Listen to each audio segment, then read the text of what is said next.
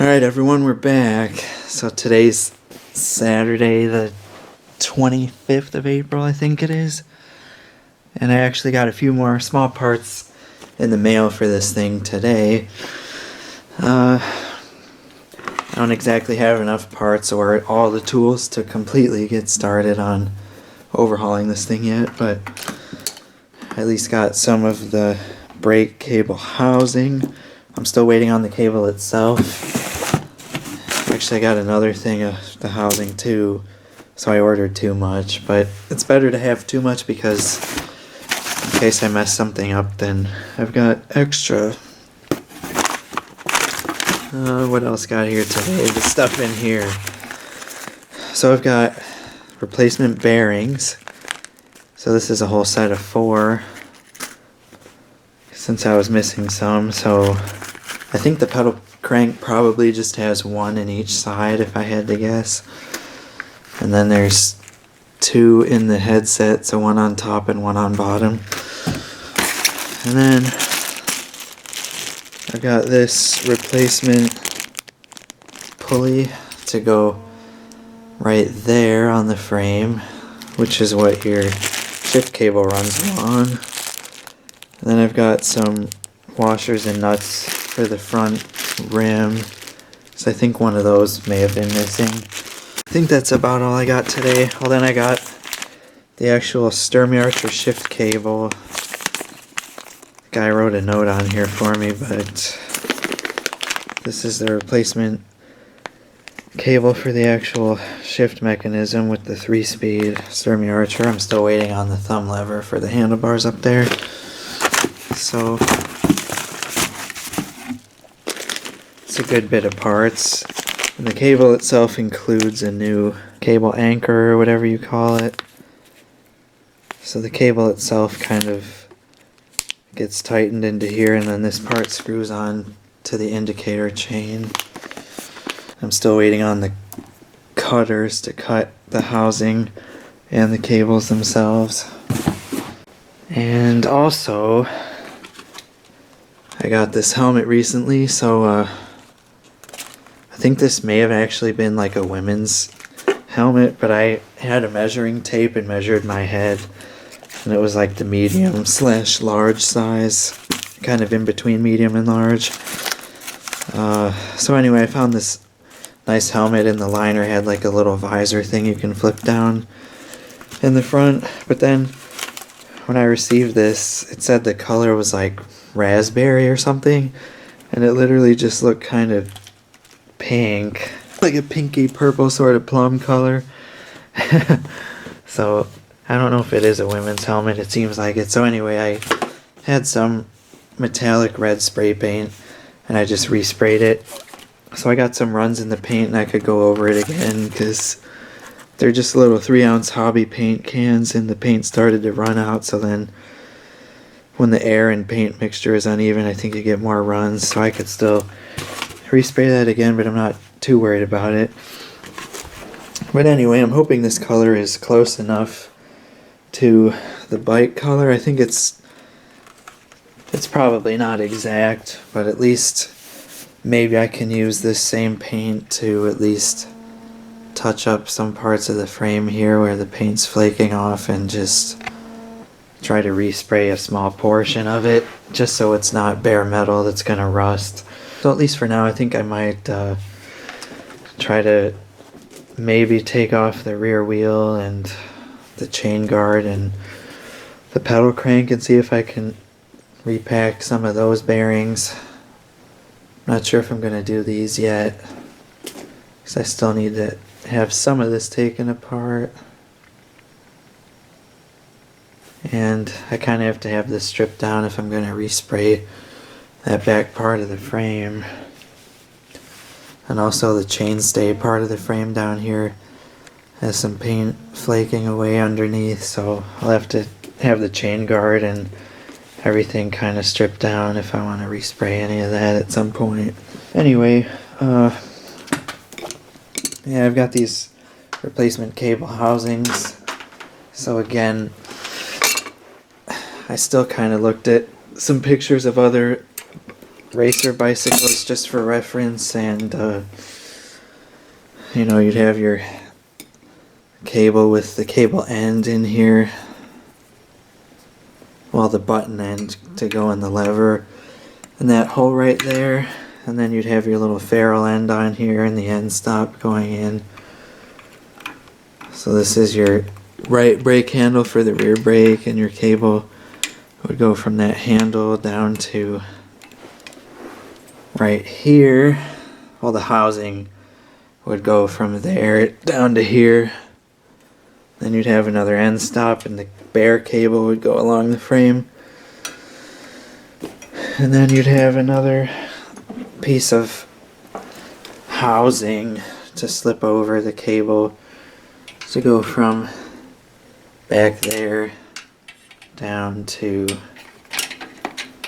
your rear caliper right there. And then for your front brake on the left handle here, cable just goes from here down to your front caliper on the fork, like down to about there. And that's pretty much the only, you know, you only have small sections of cable with housing even on it, so you don't really need all that much. And I don't even know how long all this is. It's crazy. But at least it should last me a long time if the cable itself ever gets humidity and corrosion in there, then you can just replace them again. Alright, so here's the chain guard, which I think I need to take off next. But there's also a nut on this side here in the front, so that uses a 7/16 socket, it looks like. So I'm hoping I can at least break this loose with a socket. There we go. That was tough. Screwdriver never would have gotten that loose from the other side. So there's our nut. This large Phillips head bolt. But yeah, glad that came off with a socket. And then our other screw is toward the rear. Screwdriver's too large for that. Let's try this one. Ah, that was also tough to break loose.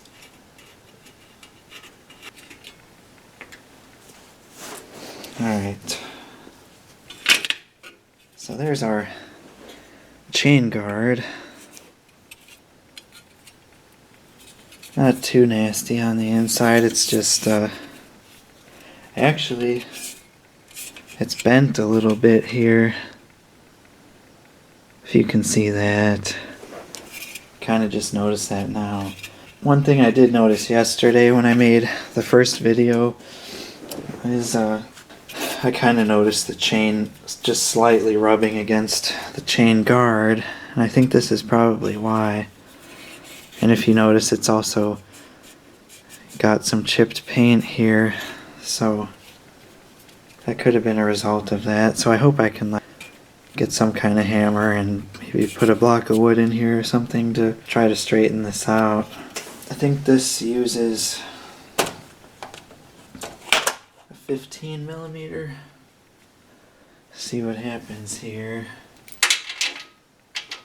Yeah, that should work, and it is a 15, although I think the chain kind of gets in the way, the indicator chain here, so I might need to just take this out temporarily.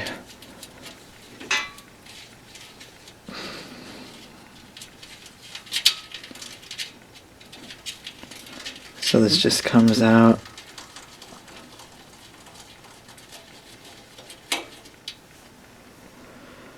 Like I showed in the other video. And I think we can get this off with the 15 mil deep socket.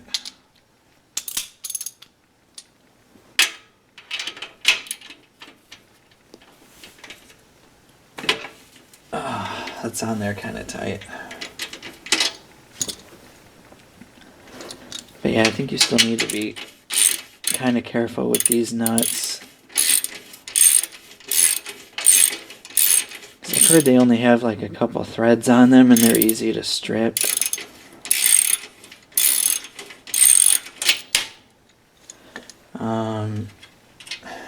And there's a washer here. So it goes this washer here and then your nut there for the Sturmey Archer. And I think it's actually the shaft on the axle in there that strips out right there, if you can see, and it doesn't have very many threads and it's got 2 flat sides.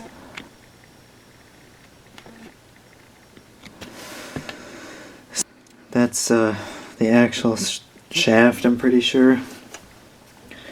And it looks like the rear fenders are attached with flathead screws right there too. So should probably take those off next too.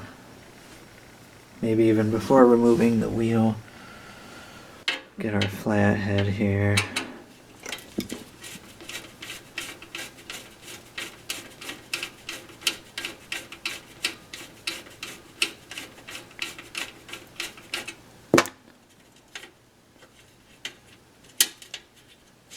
This has some kind of nut on the other side.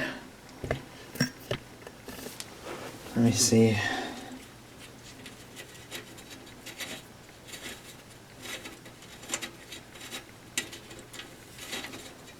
Alright, there's a nut and a lock washer on the back side for these fender braces.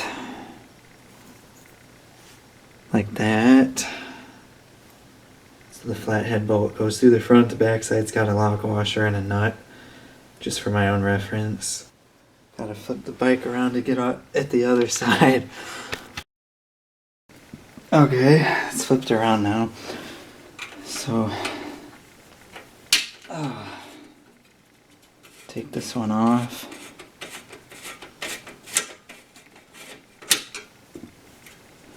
Another thing I'm waiting on to arrive in the mail is some wire wheel attachments for a drill.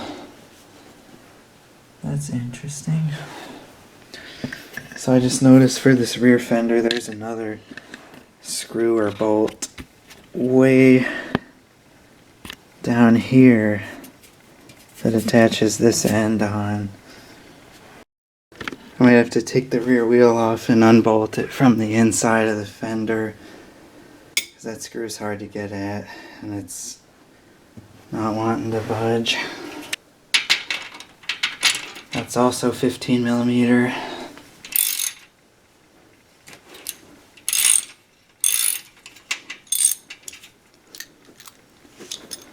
And that's got the same washer and nut like the other side. And now try to see if I can get the rear wheel out. Although it's still going to be difficult to have the rest of the bike standing up. So I also need to free the chain. Get this out of here.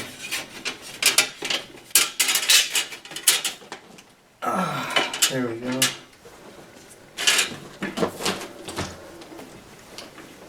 Okay. Good enough. Alright, so next I need to try to unbolt this rear fender just to get it out of the way. And maybe I can try to clean up these braces on here if I have it apart. So there's a nut on the inside at the very bottom down there. Not sure what size that is yet, but that's probably how I'll have to try to get this off. Seems to be a 3/8, so let's see if I can remove this.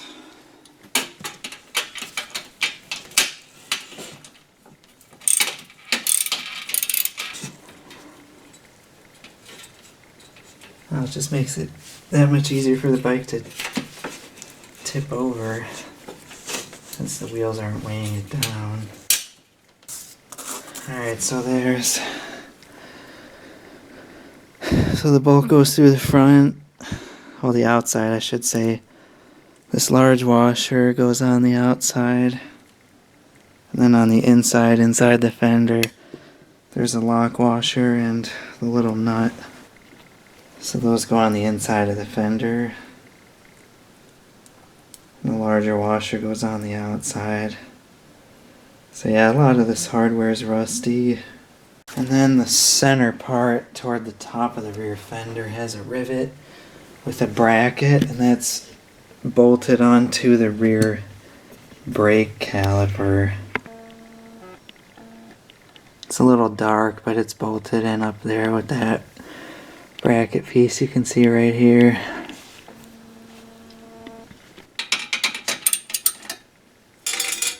Oh, that's tight.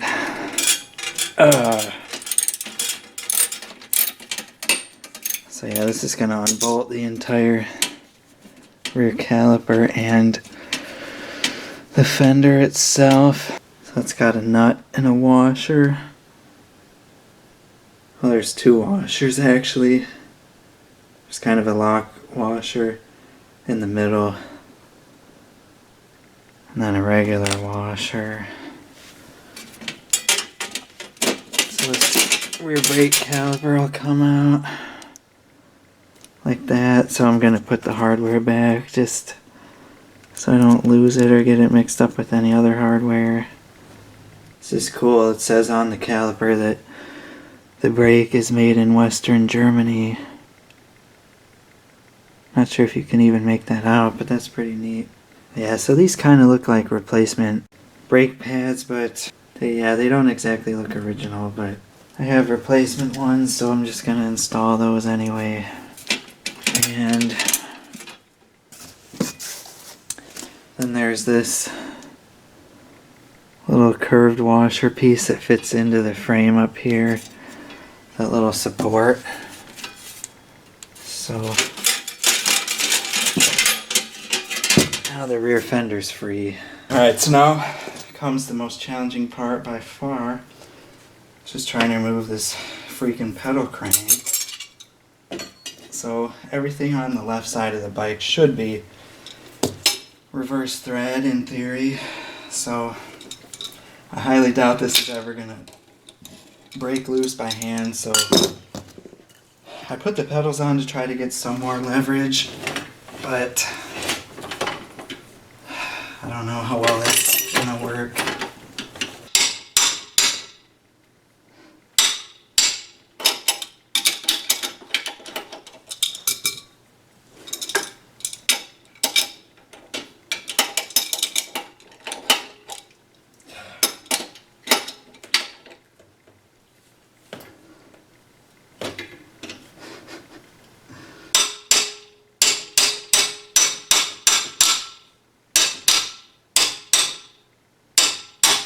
We getting somewhere yet? Like anywhere at all?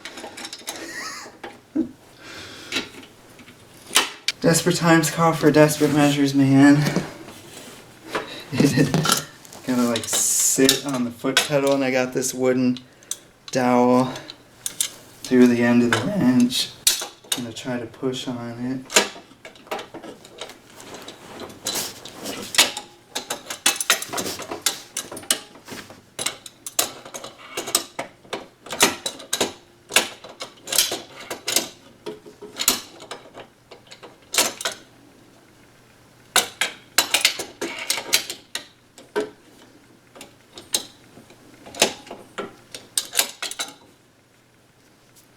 Not sure if it broke loose yet.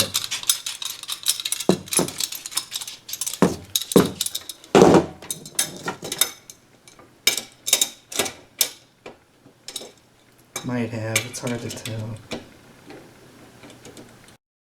Alright, finally got it broken loose. Man, that took a lot of effort to get enough leverage, and I kind of just sat my butt on top of the pedal there to get leverage and just pushed on it. And finally broke loose. So it is reverse thread. That's important to note because you're only going to make it harder on yourself if you start going the wrong way. Yeah, I'm just going to try to get this crank taken out and see what kind of shape the bearings are in. Because like I said earlier, I have 4 replacement bearings. So you just have to make sure they go in the right way so they're facing the right way, whether the bearings themselves are facing inward or outward versus the cage, since they're cage bearings. Not even sure if I can get the kickstand apart too easily because it's all rusty, and not sure if I have the best tools to even attempt that. Actually, I need to take the pedals off first because I put those on just to gain more leverage. Where's my 15 millimeter? Oh, I got a 15 millimeter open and that'll work. So again, this left side of the bike is reverse thread even for the pedals. So they're like left-hand thread.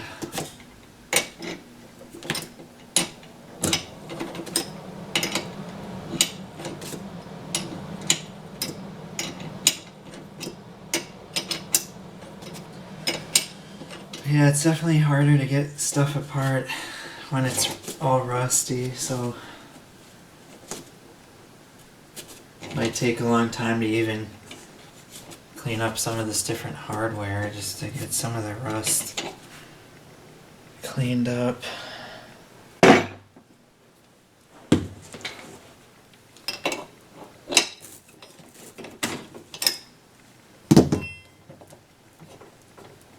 So I'll get these pedals taken off again.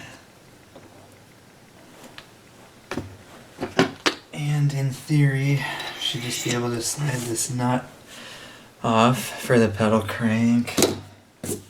Now my hands are all wet with WD-40. So behind that nut is a washer.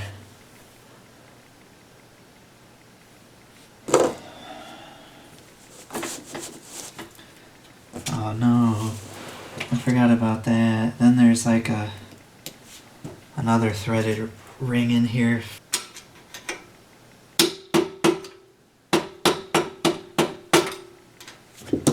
Yeah, this probably needs to come off this way. This is going to be left-hand thread too. I'm not very smart.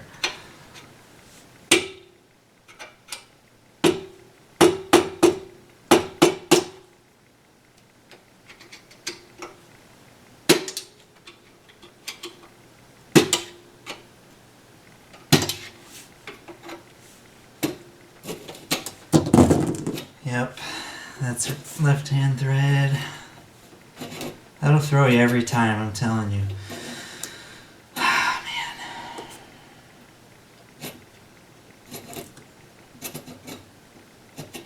So now we get to see what 49-year-old junk is in here.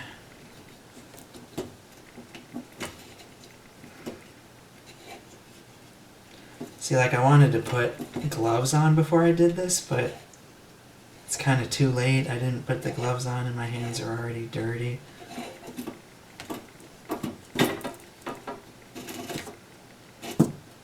Who knows if this has ever been serviced since 1971.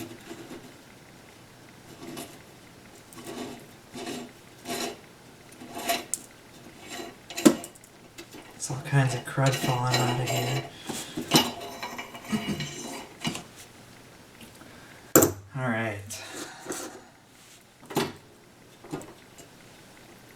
So there's our bearing on this side. So the bearings go face in like this way. So then our crank will come out.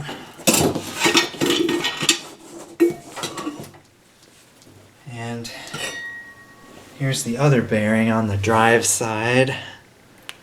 So that's got the balls facing in. In order to put this back together, you actually need to put the bearing over the crank. So you have to have the ball bearings themselves face up against the sprocket like that. So that's our whole crank. This thing's pretty heavy to hold with one hand. Put that on another piece of cardboard. And then the chain is still hanging around the chainstay of the frame, and I'm still not sure where the master link is. On the drive side, the bearing goes over the pedal crank with the balls facing inward. Then on your non-drive side, you put this little snap ring thing in here, and that's threaded in like a left-hand thread. And then goes the washer, and then this nut. Right, I think I got my hands cleaned up enough. So yeah, needless to say, after 49 years, there's no grease left in those bearings whatsoever. Even if you might have thought the pedal crank would be all sealed up and everything, there's still nothing in there. It's pretty much bone dry, except for the tiny bit of WD-40 I sprayed in there before I took it apart. So yeah, that kind of explains why it was squeaking the other day. So yeah, as I said earlier, I need to figure out how to just get this straightened out, if it's at all possible. And then this is just something I noticed, which I think is factory, but the ends of this rear fender here are kind of shaped so they can fit in there properly, I guess. That's not dented, I'm pretty sure that's factory.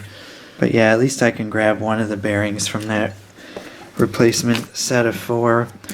As for the old ones, I think you're probably better off using the old ones, because I'm not sure if the replacement ones actually are vintage or if they're reproduction, but you're better off just using as many of the old original parts as you possibly can, because if there are any cheap reproduction parts made in China or wherever, they might not be as durable as the factory original parts and hardware. Alright, I got the chain guard here, and I'm just going to see if I can try to straighten this out a little bit. So I've got just a block of wood. I put cardboard down so I won't try not to scrape this up.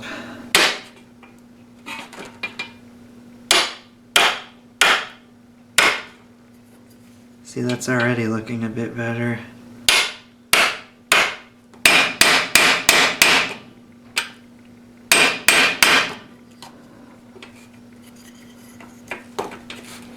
It's literally just right on the corner.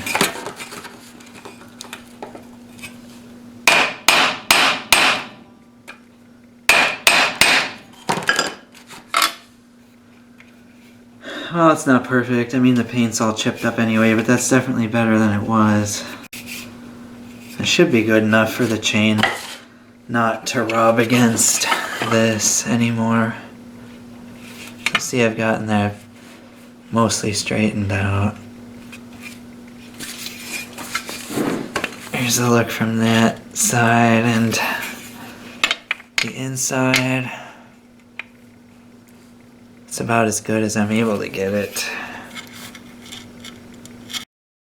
Alright, well, I think I'm going to call it a night. For now, it's like 9:30 p.m. or something, and I'm tired and hungry. A lot of the hardware and stuff like that, I'm going to probably have to try to take a wire wheel to some of it, or wire brushes. And I'm not sure how well everything's going to clean up, especially this crusty old kickstand and whatever else. Or the braces, but yeah.